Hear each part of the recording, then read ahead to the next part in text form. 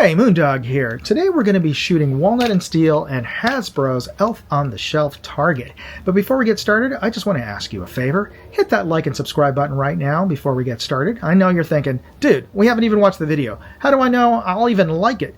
Well, hey, if you don't like it and you find out later that, this video sucks, you could always hit the unlike button. But the reason why I'm asking as a favor is from a practical standpoint. 9 times out of 10, you watch a video, you liked it, but you totally forget to hit that like button because you've enjoyed it so much and the next video is queued up. And really, honestly, are you going to go back into your history, replay the video, and hit that like button? No, you probably won't, because I know I don't. So that's the reason why I'm asking for that favor right now. So hit that like and subscribe button, and we'll get started.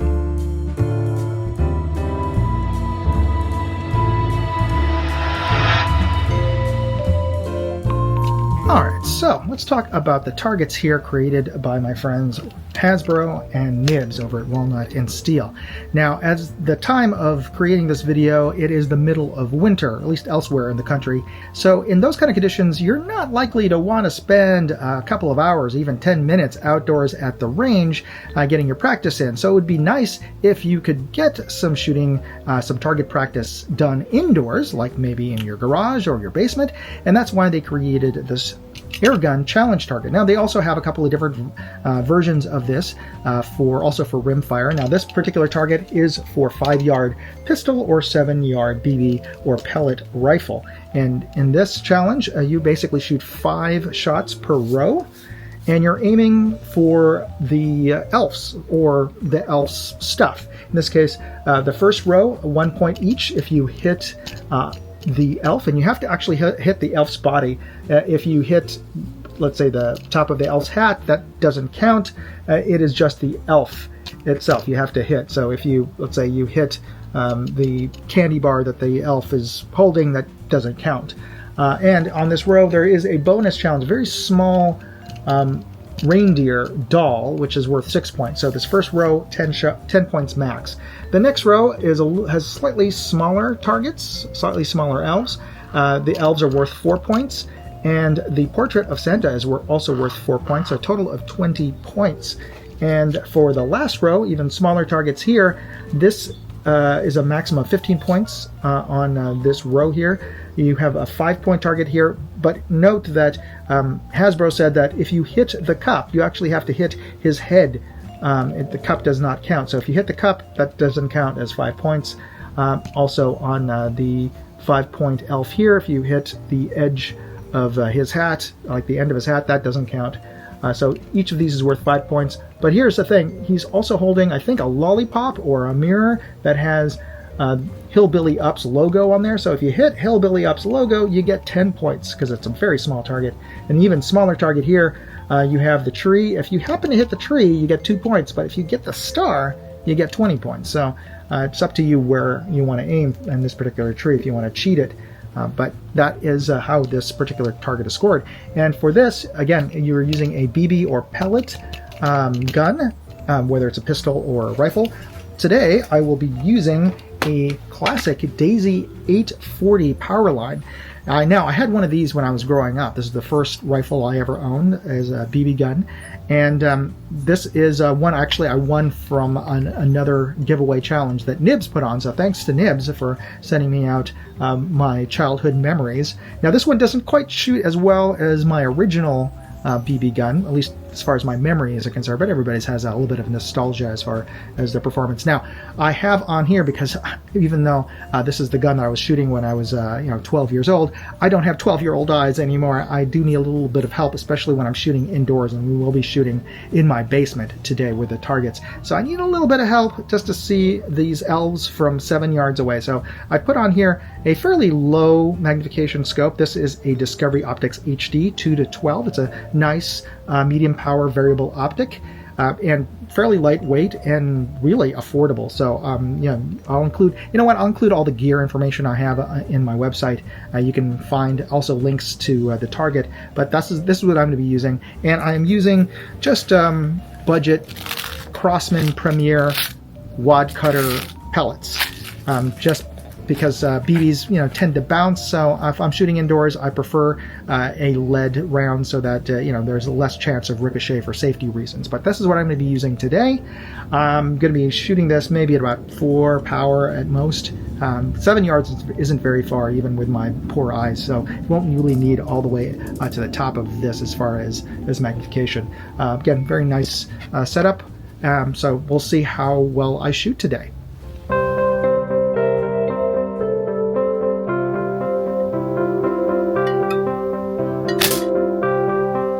All right, smack in the center.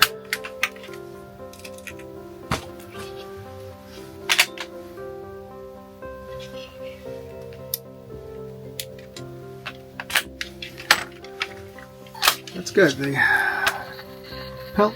Uh-oh, I heard a little bit of leaking. Let me just give that. Put a little bit of mineral oil in there.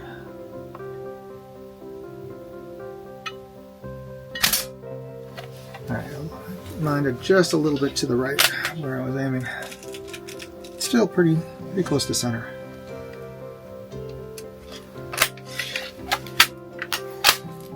Oh, hearing some leaking.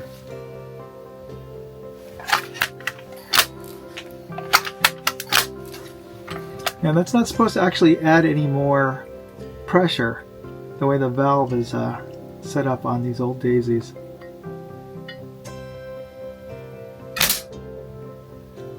A little high. I'm wrong about adding pressure or not, but supposedly these are not multi-pump.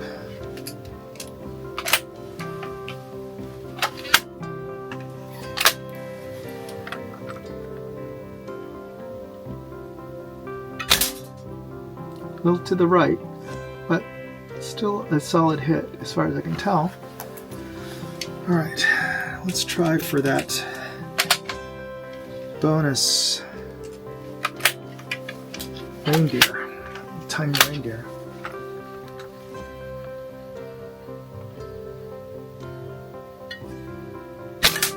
Oh! They're definitely leaking because that went way low. Very low. I almost hit the Christmas tree there.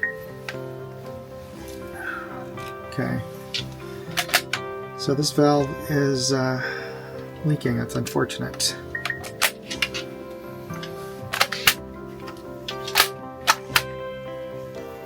Yeah, I can hear it even as I'm closing up on this.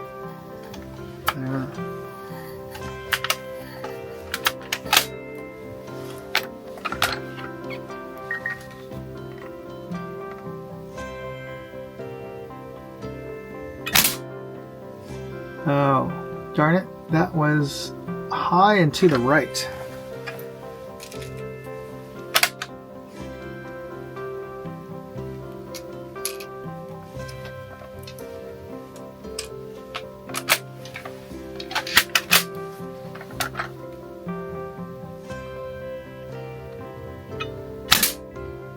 Low and to the left.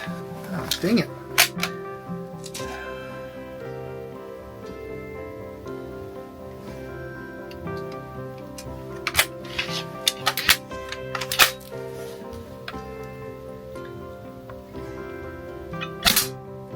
Alright, that one was a little bit high, but pretty close to my aim point, the crosshairs.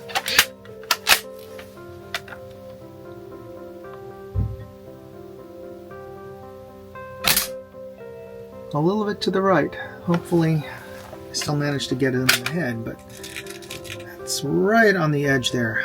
Won't went backwards. Okay. I don't know if I'm big, meaty adult fingers have a hard time loading this BB gun.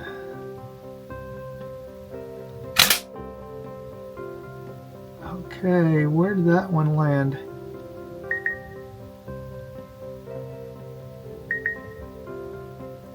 Can't tell where that one hit.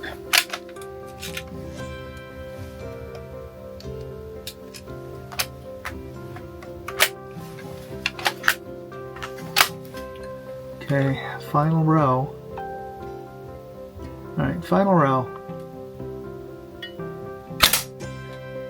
Oh, word! Goodness gravy, that was way over to the left.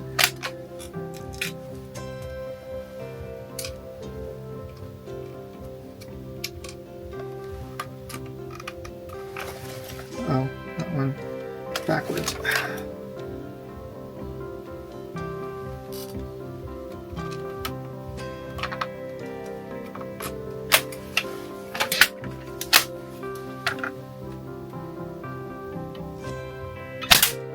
Oh, too far to the right now.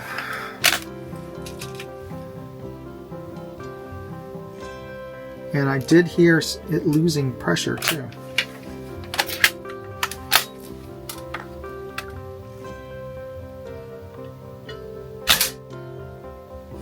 Okay, that one was pretty much spot on to where I was aiming.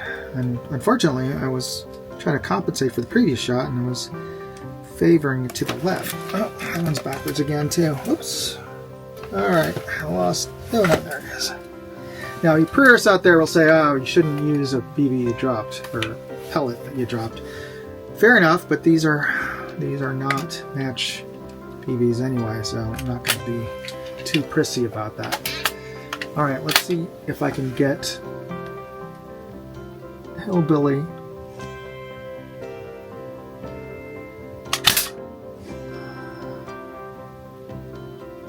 Oh no. That did not go where I was aiming. Well, I also jerked the trigger there because it wasn't braking. Shouldn't have done that. Okay, last one. Let's see if I can get that. Uh-oh. Again, I'm hearing leaking of that valve.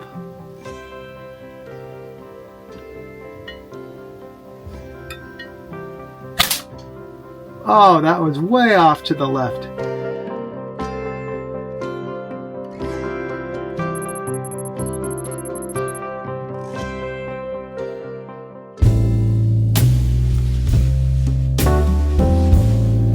Alright, so that's how well I shot my target, and maybe you could shoot better. Probably can. Now let me know in the comments if you shot one of Hazzbro's or Walnut and Steel's challenge targets, or if you're interested in that. You can find more information about their targets and their challenges. I'll include links in the video description. Of course, you can find more information about what I was shooting, the gear, including the tripod, in my website at moondogindustries.com. I'll include all the specs and everything, like all that information there as well. And if you like this video, don't forget to hit the like, subscribe, and notification bell buttons. It's absolutely free. It just takes a second, so thanks for doing that. Now, in my memory, the original 840 that I owned shot a lot more consistently than this one. Now, granted, memories can be a little bit faulty, and also this is a 1980s vintage rifle. They don't make this particular model anymore. The current one, I think, is the 880 model that has this kind of a different handle. Pass through sort of a lever action handle on the front pump. So this sort of more traditional rifle handguard is from the 840 model.